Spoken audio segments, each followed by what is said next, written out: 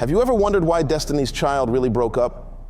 The press gave you reasons, creative differences, solo careers, timing. But what if that's not the truth? What if something else caused it? I know, because I was there. I was a vocal producer during the final sessions. I saw things no intern should have seen, and I heard things no engineer could explain. Kelly and Michelle weren't pushed out. They were drained, not by contracts, not by the industry, by something darker, something that lived below the studio. It wore Beyonce's voice, like a dress rehearsal. And every time she stepped in that booth, she came out stronger, while the other girls left quieter. Beyonce didn't just go solo. She carried something with her, something ancient, something hungry. And the first thing it whispered to me was, "Say my name."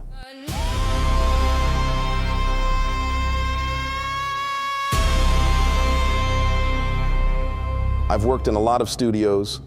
Some were chaotic home setups, wires spilling out of cracked walls, engineers drinking Sprite mixed with cheap vodka and hoping their laptops didn't overheat. Others were corporate, soundproof temples where time moved like honey and money made people polite. But the one I'm talking about now, the one I still dream about, was different. This one felt aware. I was an assistant vocal producer at a high-end studio in Houston. It was early 2000s. I wasn't anybody important, not a big name, but I was around. I was useful. I adjusted levels. I pitched harmonies. I helped people find the right key when they were losing confidence. I was invisible, which is why I saw everything. The studio was elegant but strange. Long halls lined with green glass plaques, a break room with no windows. And at the far end of the second hallway, past the B room, past the vocal lounge, was a door. No plaque, no keypad. Just a heavy silver-handled door, cold to the touch and always locked. People called it storage, but no one ever brought gear in or out of it. When asked, the front desk would just shrug and say, "Maintenance access." But the air was different over there. Colder, still, and sometimes, on the edge of silence, you'd hear a hum. A low, thick tone that didn't come from the walls or the gear. A tone you felt in your chest more than your ears. And the hum never stopped. It just waited. That door wasn't touched until they showed up. Destiny's Child came in that summer. Beyonce, Kelly, Michelle, they were working on new material, group stuff, solo stuff. Nobody really knew. All we knew was that every label rep in the city had their eye on them, and every assistant like me had one job: stay out of the way and don't mess it up. They were flawless. That's not exaggeration. Beyonce walked in like she was born to own silence. Kelly had the softest, clearest tone I'd ever heard. Michelle had soul in her pinky finger. When the three of them harmonized, the board would light up in warm gold, like the system recognized them. But something else hung in the air. Tension. Everyone felt it. The engineers whispered that someone was going solo. The vocal coach said it was just gossip, but nobody really smiled when they said that. One day, Jay-Z arrived. No warning, no entourage. One moment he wasn't there, and the next, he was standing in the hall behind me. I hadn't heard the door open. He was just there, like he'd stepped out of a wall. He didn't speak, didn't shake hands, just scanned the room like it was already his, then turned and walked toward the silver-handled door. I watched. He reached into his jacket and pulled out something I'd never seen anyone else use in that building. A long matte black key, not a card, a key. He unlocked the door. The metal groaned softly as it opened, and what I saw inside made no sense. Stairs, narrow and steep, leading down into shadow. I had never once in my life considered there might be something below the studio. We were already on the first floor. There was no basement, no mention in the blueprints I'd peeked at. Nothing. Jay-Z turned back once, like he was waiting. Beyonce followed him without a word. Her face was blank. Not in a mean way, just neutral. Still. Like she was on autopilot. like she already knew what was down there. I didn't move, didn't breathe. I just watched that door close behind them like it was sealing in something holy or cursed. 20 minutes passed. Then they returned. Calm, casual, like nothing had happened. Jay-Z walked out first. Beyonce followed, humming something under her breath. A slow melody, wordless. They walked past me. Neither of them looked at me.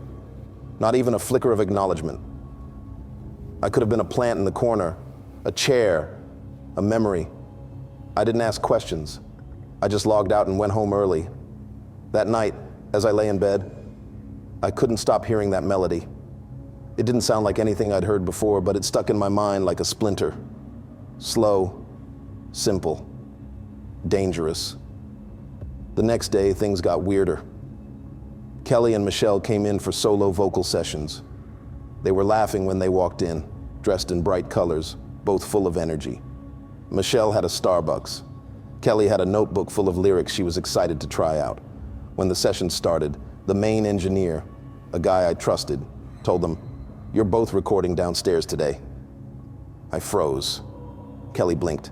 "Wait, downstairs?" "Yeah," he said casually. "Jay said y'all could try it. Something about the mic down there being warmer." They nodded and walked back toward the silver-handled door. It was open for them. I stood at the console in Studio B and waited. I could feel it in my gut. The hum was louder now, more insistent, like the building itself was tense. An hour passed, 2. Then they came back, not laughing, not smiling. Kelly walked ahead, eyes lowered. Michelle trailed behind her. Her hands were trembling. The Starbucks cup was gone. Neither spoke to anyone. Michelle looked at me as they passed. For just a second, like she wanted to say something, but she didn't. She just walked away. That night, I stayed after hours. I pulled up their session stems, before and after the booth. Before, rich, emotional takes, full of life, full of presence. After, still technically strong, but cold, hollow, like someone else was wearing their voices. I compared vibratos, breath control, tiny vocal quirks. They were still there, but something wasn't. And Beyonce's tracks, they were sharper, brighter. Somehow, her harmonies now included textures that didn't used to be hers, like someone else's tone was layered underneath. I played them on loop. The higher the volume, the more I felt it, like something was breathing under the vocals, something listening back. And then I heard it. Right at the end of Beyonce's latest vocal stem, barely audible behind the reverb, was that same humming melody she sang after coming back from the booth below. Except now, it was deeper, slower, like a male voice. It was only 3 words, whispered. "Say my name." I tried to forget what I heard.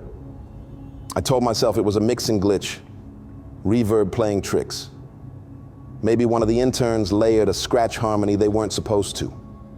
Maybe I was tired. Maybe my brain wanted to find patterns that weren't there. But that voice, those 3 whispered words, "Say my name," they didn't sound like Beyonce, or Kelly, or Michelle. They sounded like something ancient using their voices as a costume. I went back to the studio the next day, told myself I'd do what I always did. Clean sessions, line up harmonies, keep my head down. But I couldn't shake what I saw yesterday.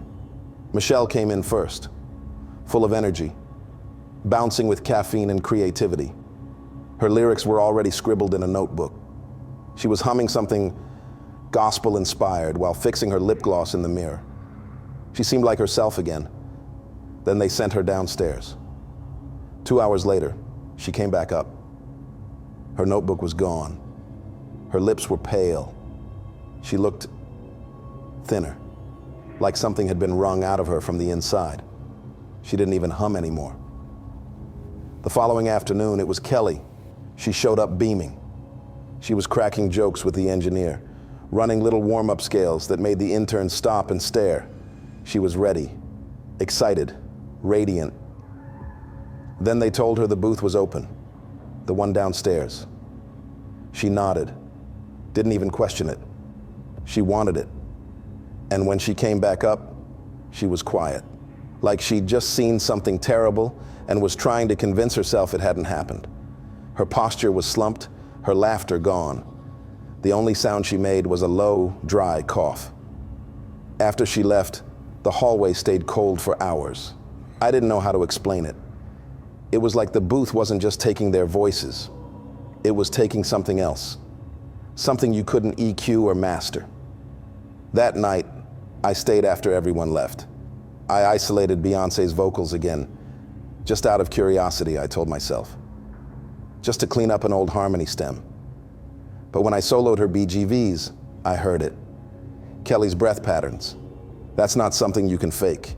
Every singer has a rhythm, an instinctual inhale. Beyonce's always had tight control, sharp, clean breaths. But this track had Kelly's softness, her delayed sighs between words. I ran it again, checked the raw stem, still there. I muted it and soloed another track, Michelle's vibrato.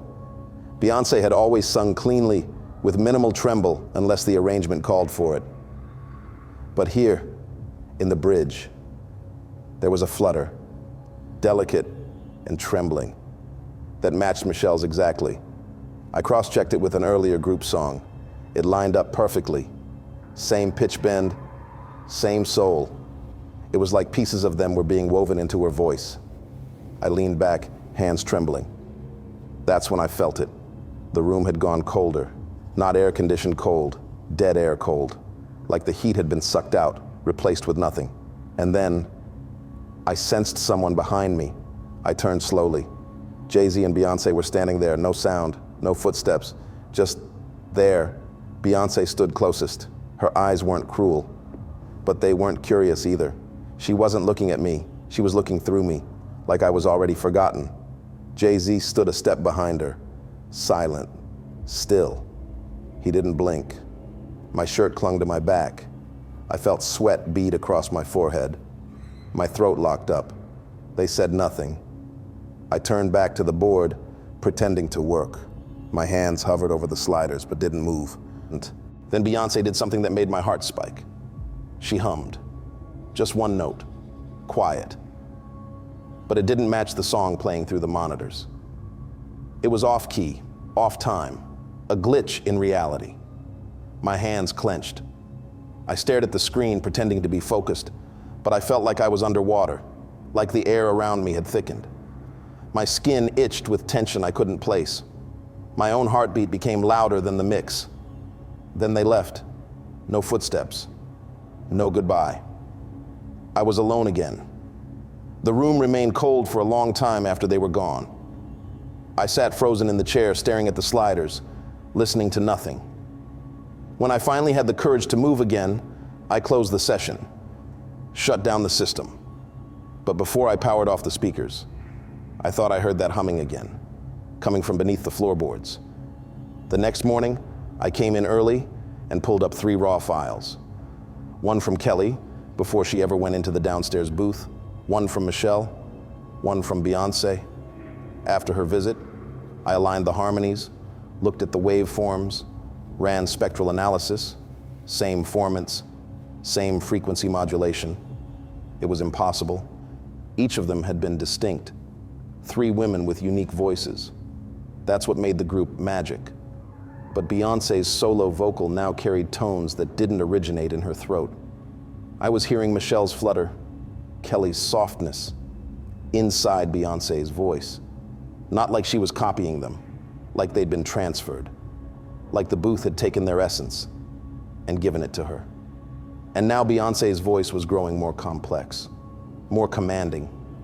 Not just Beyonce, not just solo artist, something else, something combined.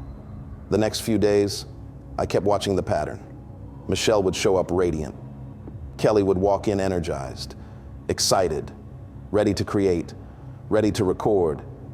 And every time they left that basement booth, they walked out like something had been taken from them. Not just their voice, not just their energy, their spark, their it. The thing people can't define, but everyone can feel. The part of an artist that makes a crowd stop breathing, gone, And Beyonce? She seemed more alive than ever, more precise, more magnetic, her timing perfect, her eyes unreadable. That week, she recorded a vocal that made one of the engineers cry. A grown man. He said he didn't know why. He just felt like he was hearing the future, like her voice had layers to it. He didn't know what he was saying, but I did. It was like listening to someone who'd swallowed the talents of others and wasn't even pretending to hide it. I sat in the booth alone after midnight, just me and the session files. And I finally admitted the thing I'd been trying to ignore. The booth below didn't just record voices, it fed on them. It didn't steal melodies or lyrics.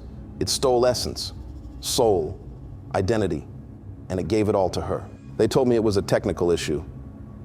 Something about the downstairs mic, clipping, maybe wiring, they weren't sure. Just a small glitch, they said. Not urgent, but could I check it? Nobody sends me to fix wiring. That's not my job. But they asked anyway. By then, I already knew it wasn't about audio.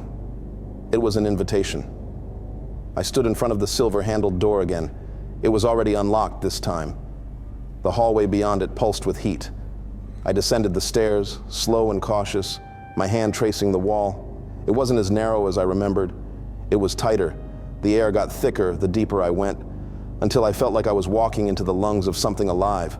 At the bottom, a single bulb flickered overhead. It gave off a warm amber hue, like dying candlelight. The booth door was cracked open. I stepped inside, and the moment I did, the world disappeared. No sound, no static, no hum, not even the sound of my own breath. It was like my eardrums had been sealed shut. Silence, like vacuum, heavy, dead. The walls were darker than I remembered, almost black. The soundproofing foam seemed to pulse in and out of the light, and in the center of the booth stood the golden microphone. It was the only thing that glowed. Set on a low, cracked pedestal, the mic pulsed softly like a resting heart.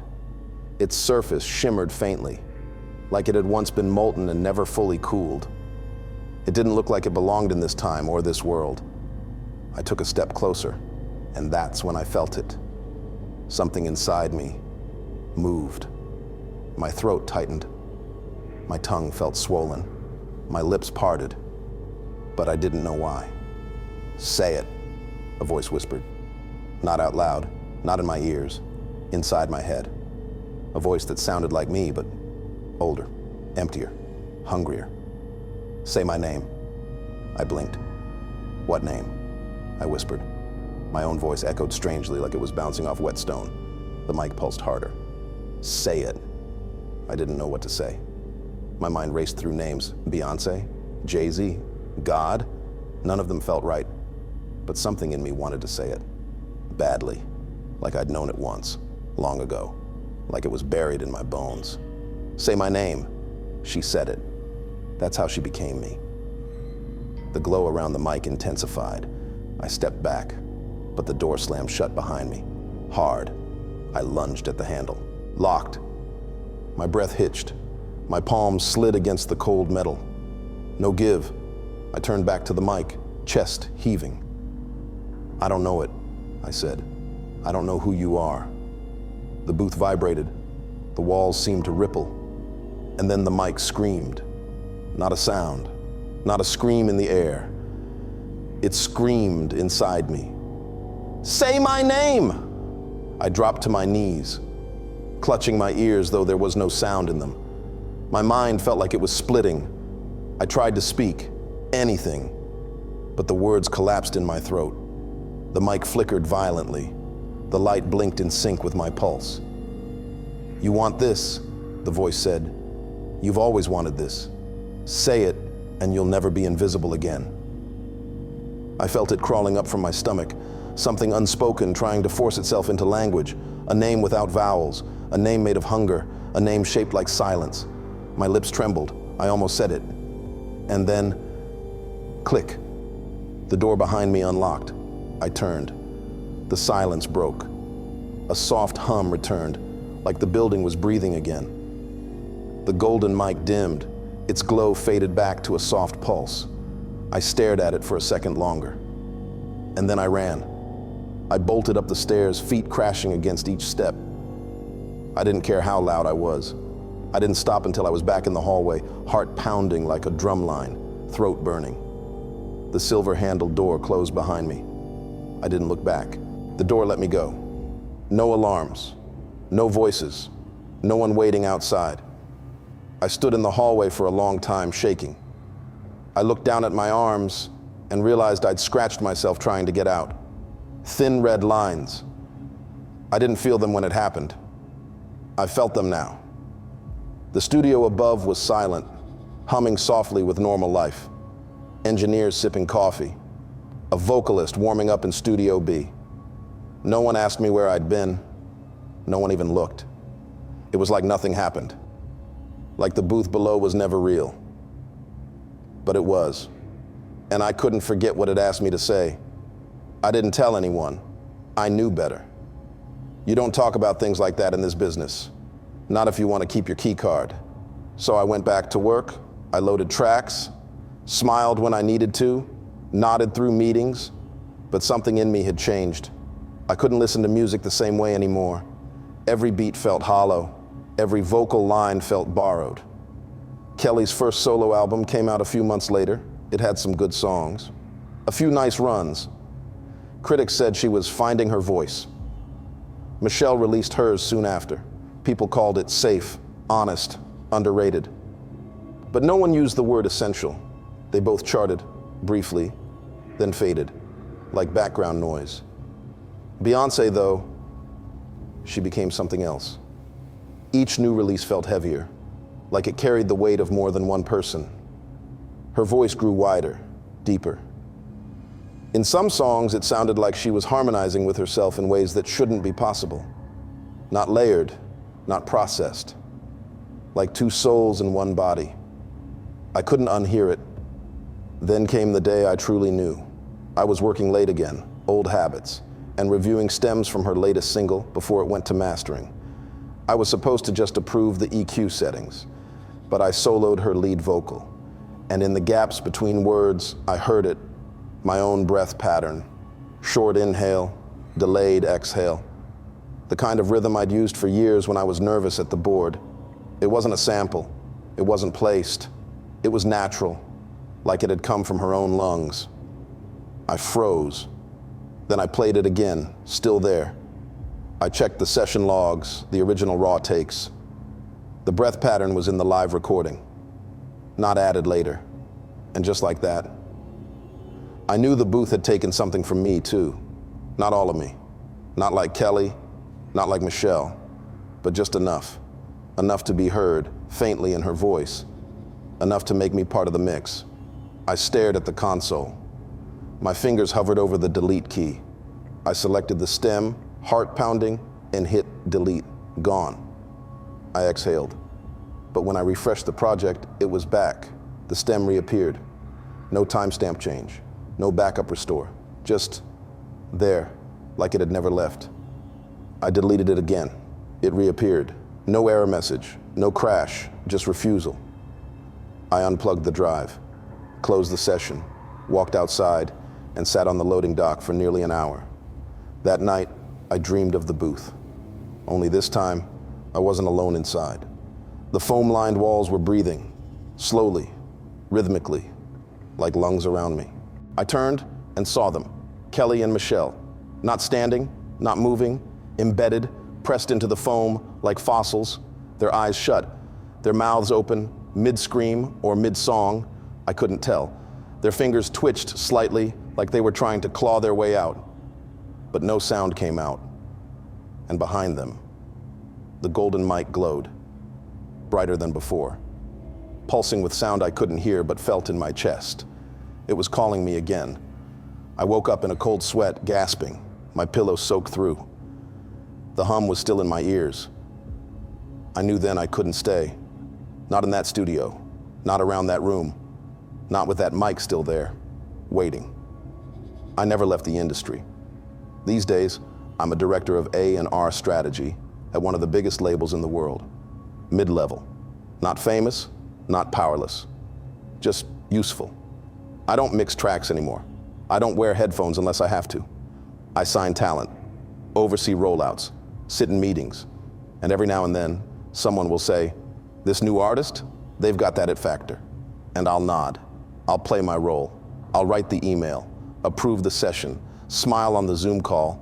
But in the back of my mind, I always wonder, whose was it first? You heard the story. Maybe you don't believe it. Maybe you do. But tell me this. If someone's it factor made them famous, would you still support them if you knew it was taken from someone else? Drop your answer in the comments. Let's see who still listens with their own ears.